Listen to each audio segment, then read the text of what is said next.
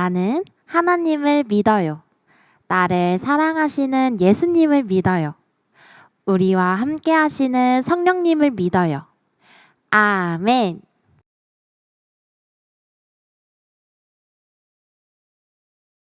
하나님 아버지, 오늘도 동료교회에 모여 사랑하는 친구들, 형아, 누나, 동생들과 함께 예배 드릴 수 있게 해주셔서 감사해요. 전도사님이 전해주시는 하나님 말씀 잘 듣고 말씀대로 살아가게 해주세요. 예수님 이름으로 기도드립니다. 아멘. 오늘도 냠냠 복음마을에서 우리 친구들을 만나게 되어 기뻐요. 오늘은 또 써니와 함께 어떤 여행을 하게 될까요? 우리 함께 마을 이름을 외쳐볼까요? 냠냠 복음마을. 쭈니와 써니는 교회에서 단짝 친구예요. 주일이 되면 함께 교회에 모여서 하나님께 예배드리죠. 그런데 어느 날부터 써니가 보이지 않아요. 무슨 일이 있는 걸까요? 써니의 집으로 가볼까요? 저런, 첫째 주에는 늦잠을 자서 교회를 못 갔고, 둘째 주에는 놀러 가느라 못 갔고, 셋째 주에는 공부를 해야 해서 못 갔대요. 이제 계속 나가기 힘들 거래요. 교회 가는 시간에 TV도 봐야 되고, 놀러도 가야 되고, 공부도 해야 하고, 예배 드리는 것보다 훨씬 재밌고 하고 싶은 일들이 너무 많대요. 이제 교회에서 써니를 못 보게 되는 걸까요? 쭈니의 마음도 이렇게 속상한데 우리 하나님의 마음은 얼마나 속상할까요? 예수님께서 이런 하나님의 마음을 한 가지 이야기를 통해 들려주셨어요. 우리 함께 이야기 속으로 들어가 볼까요? 이 내 아들은 죽었다가 다시 살아났으며 내가 잃었다가 다시 얻었노라 하니 그들이 즐거워하더라. 누가복음 15장 24절 말씀. 아멘.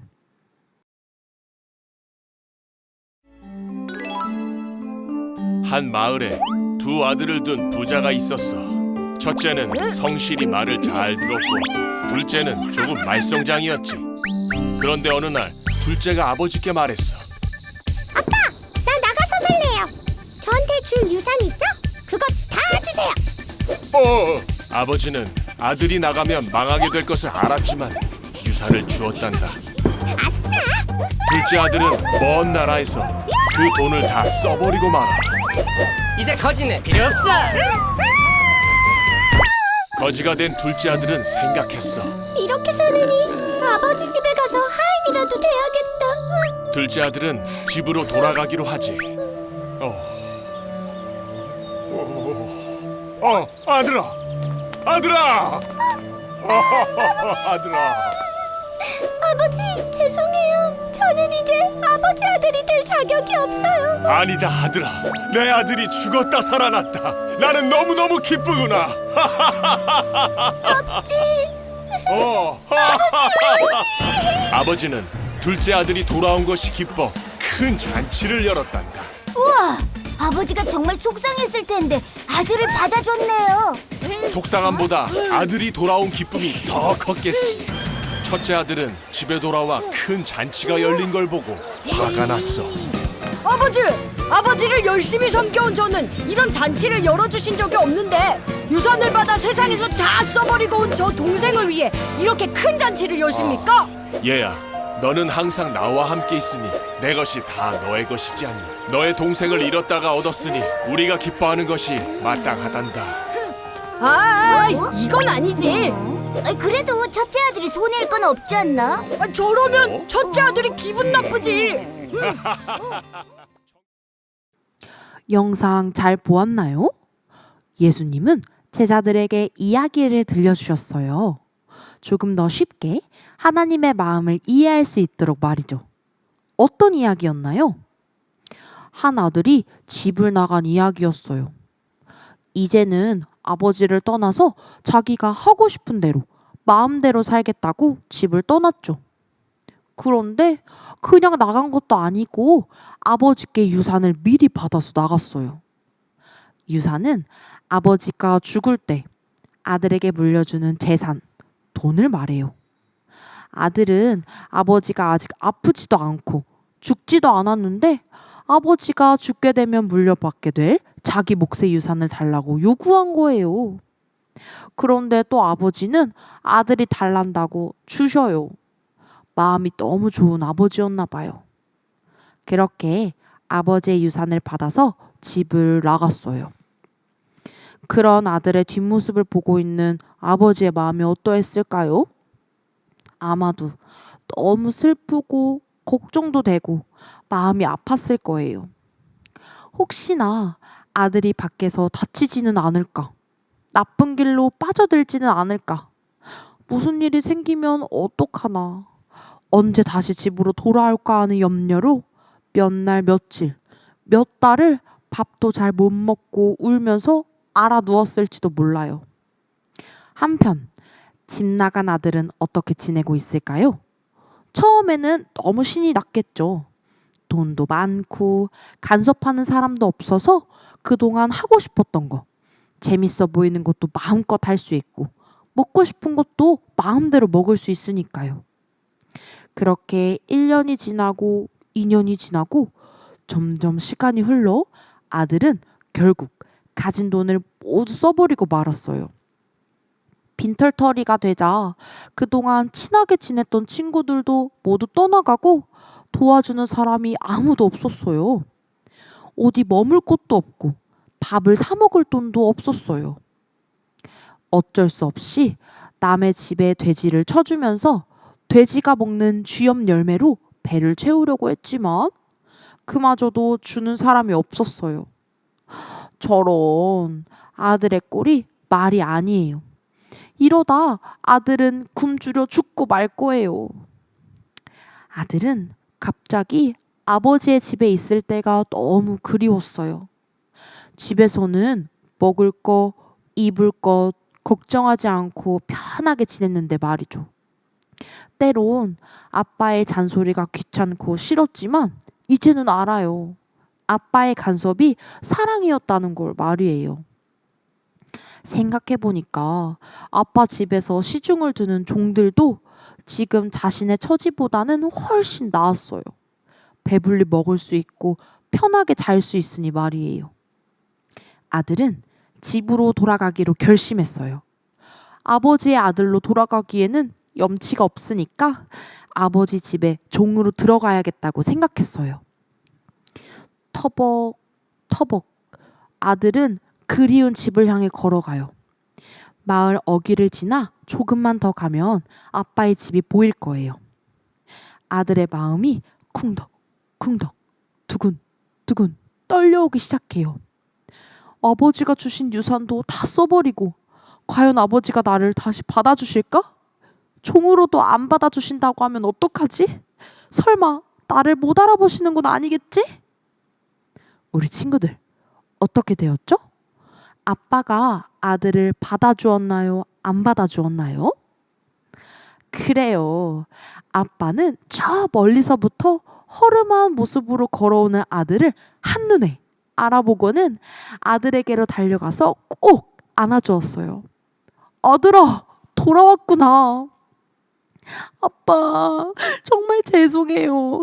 저를 종으로 받아주세요. 아들아, 그게 무슨 소리냐? 어서 집으로 돌아가자. 아들은 아빠가 자신을 받아주지 않을 거라고 생각했지만 사실 아빠는 매일매일 아들이 돌아오기만을 기다리고 있었어요. 이것이 아들을 사랑하는 아빠의 마음이에요. 아빠는 아들의 모습이 어떠하든 다시 돌아온 것이 너무 기뻤어요. 아들에게 가장 좋은 옷을 입히고 반지를 끼우고 신발을 신겨주었어요. 그리고 큰 잔치를 열어서 잃었던 아들을 다시 찾은 기쁨을 사람들과 함께 나누었어요. 사랑하는 우리 친구들, 오늘 이야기 속에서 가장 마음이 아팠던 사람은 누구일까요? 집을 나간 아들이었을까요? 사실 아빠의 마음도 정말 많이 아팠어요. 아들이 집을 떠난 그날부터 아빠는 하루도 아들을 잊은 적이 없었어요. 아침에 일어나면 문 밖을 바라보면서 오늘은 우리 아들이 오려나? 점심을 먹다가도 혹시 지금쯤 오고 있는 건 아닐까? 저녁이 돼서 해가 지면 또 기다렸어요. 아, 오늘도 안 왔구나. 아빠는 이렇게 하루만 기다린 게 아니었어요. 며칠을, 몇 달을 아들을 기다리고 또 기다렸어요. 왜 그랬을까요?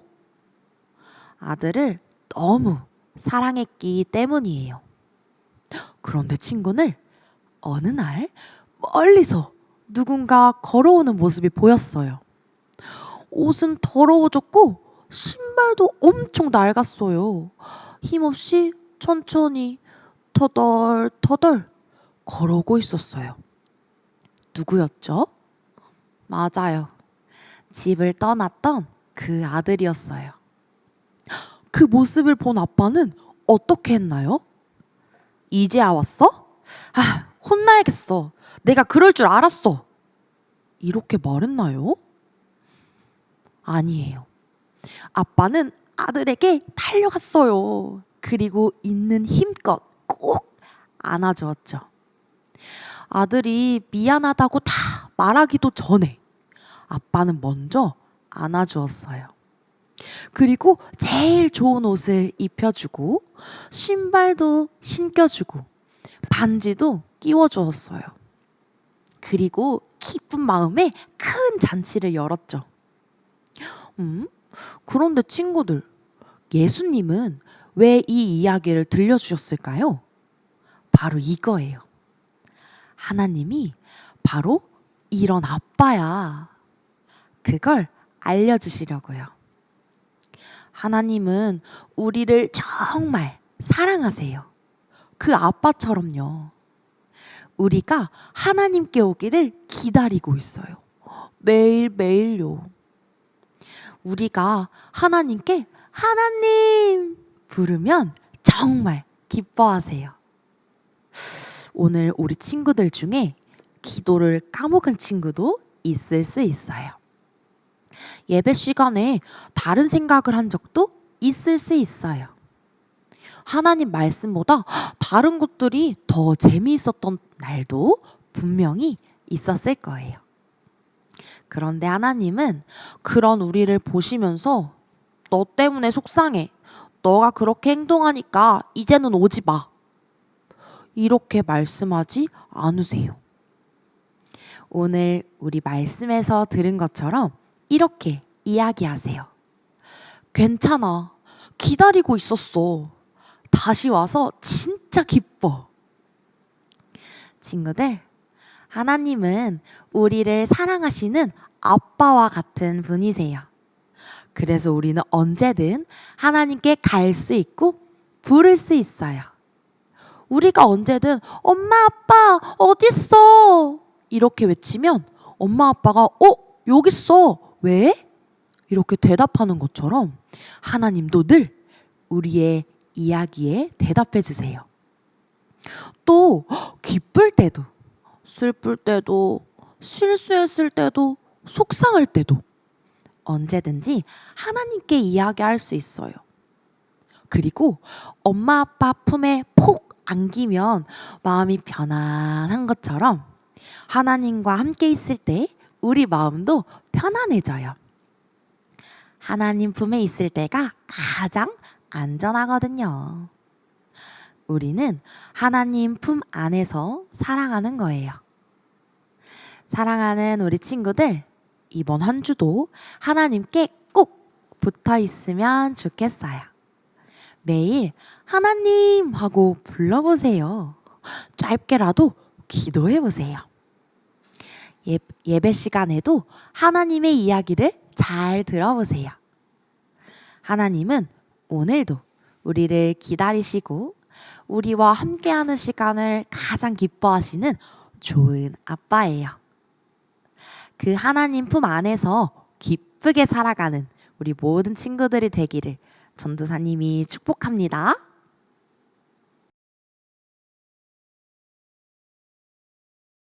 하나님, 언제나 저를 사랑하며 기다려주셔서 감사해요.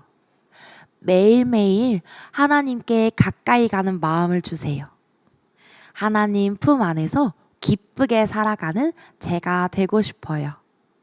예수님의 이름으로 기도합니다. 아멘.